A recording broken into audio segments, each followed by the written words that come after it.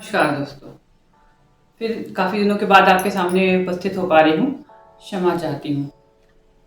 क्या करें, कुछ व्यस्तता ही ऐसी हो जाती है कि चाह कर के भी मैं आपके सामने वीडियो नहीं बना पाती हूँ।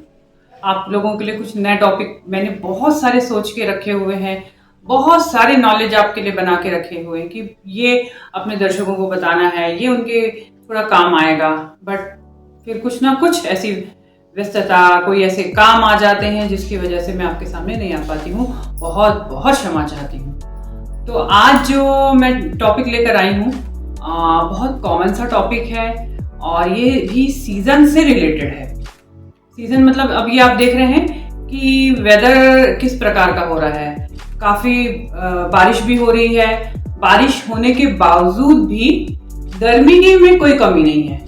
आप देखेंगे शाम से थोड़ा सा बारिश शुरू होती है और उसके बाद फिर हल्की सी गर्मी चालू हो जाती है। थोड़ा मौसम ठंडा होता है और सवेरे धूप निकल जाती है और बहुत तेज उमस हो जाती है। तो ये जो समय होता है, ये आपके जो कई प्रकार के वायरसेस हैं उनके लिए बहुत ही मुफीद होता है, उनके बढ़ने के लिए, उनके पनपने के लिए, नए बीमारियां लेके आने के लिए। और यही सबसे पर्टिकुलर टाइम होता है जिसमें कि हम देखते हैं मीजल्स बहुत लोगों में, बच्चों में देखी जाती है। मोस्टली तो ये जहां तक फरवरी मार्च के समय में ज्यादा पाया जाता है क्योंकि इस समय भी वेदर थोड़ा चेंज होता रहता है। लेकिन जबकि गर्मी बहुत पड़ती है कि मौसम में उमस सी जो महसूस होने लगती है, तो ये समय मैंने पर्टिकुलर अपनी क्लिनिकल प्रैक्टिस में देखा है। इस समय बच्चे आ रहे हैं, ज्यादातर बच्चे आ रहे हैं कि मीजल्स की तकलीफ को लेकर के। छोटे छोटे दाने हो जाते हैं, फीवर आता है, फिर वो उसमें खुजली होती है। हालांकि इतना वैक्सीनेशन हमारे यहाँ हो रहा है, उसकी वजह से इसमें कमी जरूर आई है। उसके बावजूद भी ये वायरस खत्म नहीं हुआ, इरेडिकेट नहीं हुआ है। तो फिर ये समय समय पर अपना सर, जब वेदर इसके लिए अनुकूल होता है तो समय समय पर ही अपना जो सर उठाता है। तो अब आपको क्या करना है कि ये हो जाए तो फिर उसमें कैसे, क्या मेडिसिन लेनी चाहिए, क्या कोशिश ऐसी करनी की चाहिए कि इससे बचा कैसे जाए। तो मैं बचाव का तरीका भी बताऊंगी और अगर हो जाए तो उसमें आप इसको किस तरह से मैनेज कर सकते हैं। सबसे पहले तो ये जानना जरूरी है कि अगर घर में किसी को हो गया है और घर में छोटे बच्चे हैं या किसी एक बच्चे को हुआ है, दूसरा छोटा बच्चा है, उसको प्रोटेक्ट करना है। और आप ये कतई मत समझिएगा कि बच्चों को ही खाली होता है, बड़ों में नहीं होता। बल्कि तो मैं ये मानती हूँ कि बच्चों में उस समय वैक्सीनेशन हुआ रहता है तो उनकी इम्यूनिटी बेहतर होती है, तो उनमें ये बहुत अपना विकराल रूप धारण नहीं करता। बट ये अगर ये आफ्टर 40 या 45 की एज के बाद, मतलब अधेड़ उम्र में, अगर इस उम्र में अगर ये चालू होता है तो ये बहुत ही विकराल रूप धारण कर लेता है कई बार और बहुत सारी कॉम्प्लिकेशंस पैदा करता है। तो सबसे जरूरी है कि इससे बचाव कैसे किया जाए। देखिए, वायरस और जनित रोग है तो आपका पूरी तरह बचाव तो कई बार संभव नहीं होता है। आप बोलेंगे कि ये फैलता किस तरीके से है। तो जिस व्यक्ति को मीजल्स हुआ है, साथ में उसको अगर सर्दी खांसी भी है, तो उससे निकलने वाले किसी भी प्रकार के सिक्रीशंस, जैसे उसकी नाक बह रही है, या फिर जब आप ध्यान देंगे जिनके घर में किसी को मीजल्स हुआ है तो मीजल्स के दाने जब वो मुरझाने से लगते हैं और सूखने से लगते हैं तो उसके ऊपर एक पपड़ी सी आ जाती है। तो वो जो पपड़ी है वो शेड आउट होती है, वो झड़ती है हमारे स्किन से। तो बॉडी का एक नॉर्मल प्रोसीजर है। तो वो जब झड़ती है तो वो जो होता है वो सबसे कंटेजियस होता है। इतना ज्यादा उससे इन्फेक्शन फैलता है कि अगर वो आपके संपर्क में आया तो आपको मीजल्स होने के पूरे पूरे चांस हैं। तो उस समय इस चीज से बचाव करना, मतलब समझिए एक तरीके से टच से फैलता है कि आप कि उस व्यक्ति के संपर्क में, आपके स्किन टू स्किन कांटेक्ट या उनके सिक्रीशंस के कांटेक्ट में अगर आप आ गए तो फिर ये फैलता है। तो इस तरीके से हमको बचाव करना है। सेम वैसे ही बार बार हाथ धोते रहिए। जिन पेशेंट्स को, उनको थोड़ा सा आइसोलेट करके रखिए और साफ सफाई का विशेष ध्यान रखिए। अब अगर घर में किसी को हुआ है और या स्कूल में खबर आ रही है कि भाई बच्चों को हो रहे हैं मीजल्स, तो आप अपने बच्चे को कैसे बचाएंगे या घर के दूसरे व्यक्तियों को कैसे बचाएंगे।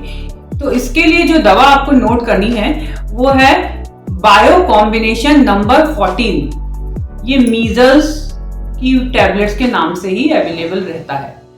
तो इसमें आपको ये करना है कि 4-4 गोली दिन में 4 बार आपको 1 हफ्ते तक लेनी है।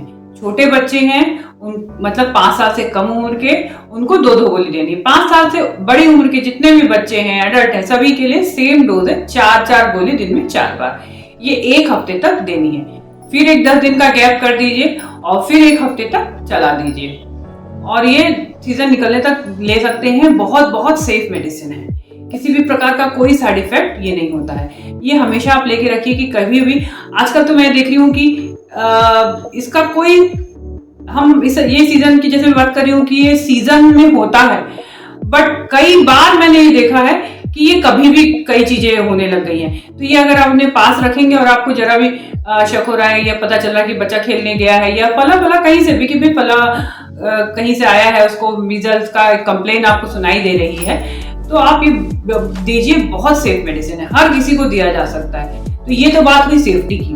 अब हो गया है तो फिर क्या करना है? होने में सिम्टम्स वही होते हैं, तेज बुखार आता है, दाने होने लगते हैं। दाने मोस्टली आपका गले से लेकर के ये पेट के जो एरिया है इसमें सबसे पहले दिखते हैं। बारीक बारीक छोटे छोटे लाल दाने रहते हैं, बहुत खुजली करते हैं, बाद में थोड़ा सा कई बार में पानी भर जाता है और उसमें से फ्लूइड निकलता है, और वही जो होता है वही जो पानी जो निकलता है उसमें से वही सबसे ज्यादा संक्रामक होता है। वो जहां भी लगेगा तो नया दाना बनेगा, किसी दूसरे को लग गया तो उसमें मीजल्स के सिम्टम्स आ जाते हैं। तो इस चीज का ध्यान रखना है कि वो हमको थोड़ा सा पेशेंट को आइसोलेट करके रखना है।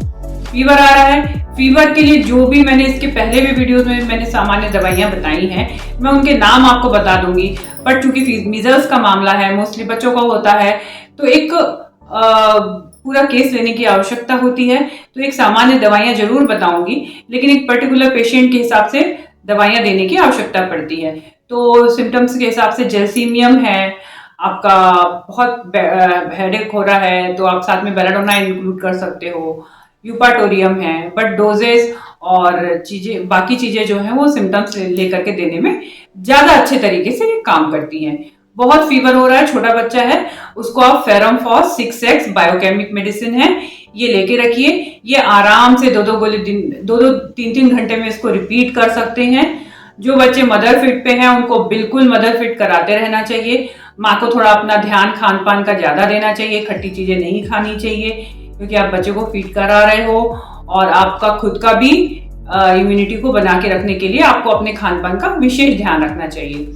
फिर जब उसका 4 से 5-6 दिन आता है और धीरे धीरे दाने जो रहते हैं वो मुरझाने लगते हैं, फीवर कम हो जाता है और रिकवरी की स्टेज आती है। इस समय सबसे ज्यादा इसमें से आपकी जो मैंने बताया कि स्किन जो छोड़ती है, पपड़ी छोड़ती है, वो आपकी ज्यादा संक्रामक होती है। तो आप में बहुत ध्यान रखना है कि साफ सफाई का ध्यान रखिए, चादर बदलते रहिए, बच्चे को जिस पर्टिकुलर जगह पे सुलाएं उसका एक अलग ही कपड़ा बना के रखिए, जिसको आप डेली धोइए, डेली डेटॉल डाल करके अच्छे से पानी में धो करके निकालिए, धूप में सुखाइए। तो उतना सावधानी बरतेंगे तो इसके फैलने के चांसेस बहुत कम हो जाते हैं। जो बच्चे खान पान मतलब जिन्होंने खाना शुरू कर दिया है उनके खाने का विशेष ध्यान रखिए, हल्का खाना दीजिए, मिर्च मसाले वाला खाना कम दीजिए, अच्छी प्रोटीन डाइट उनको दीजिए, दूध वगैरह दिया जा सकता है। और सर्दी खांसी जो थोड़ी बहुत हुई है वो अपने आप धीरे धीरे करके इम्यूनिटी जैसे जैसे बढ़ती जाएगी वो ठीक हो जाती है। फिर बात आती है कि इसमें खुजली बहुत होती है, तो खुजली होती है तो क्या किया जाए? तो आप कोई सा भी रुमाल का धुला हुआ एकदम मलमल का कपड़ा ले लीजिए, उससे हल्का सा उसको सहलाया जा सकता है। बहुत खुजलाएंगे तो उतनी स्किन झड़ेगी और उतना ज्यादा उसके फैलने के चांसेस बढ़ जाते हैं। वो खुजली धीरे से अपने आप कम हो जाती है। उसके लिए आप चाहें तो कैलेंडुला मदर टिंचर को पानी में डाल करके उसको कॉटन के कपड़े से या रुई के फाहे से उन जगहों पे लगाने से भी एक तो वो फैलेगा नहीं और जल्दी हील होगा।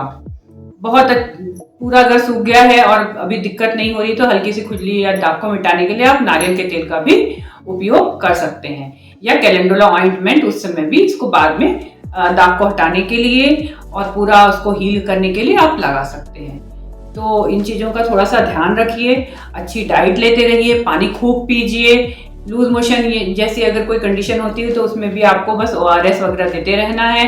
ये सारी चीजें अपने आप 3 से 4 दिन में धीरे धीरे करके समेट जाती हैं और उसके बाद आसानी से रिकवरीज में हो जाती है। बट अगर किसी में बहुत आक्रामक रूप धारण कर लिया है तो थोड़ा सावधानी की जरूरत होती है कि वो किसी भी तरीके से कोई कॉम्प्लिकेशन ना ले। तो उम्मीद करती हूँ कि ये वाला जो वीडियो है ये आपके बहुत काम आएगा और बहुत फायदेमंद रहेगा। किसी भी प्रकार की कोई क्वेरीज हो आप कमेंट बॉक्स में डालिए, मैं जरूर आपको उत्तर दूंगी। और काफी दिनों बाद आने के लिए फिर से आपसे एक बार क्षमा चाहती हूँ और फिर मिलती हूँ एक नए वीडियो के साथ में। नमस्कार।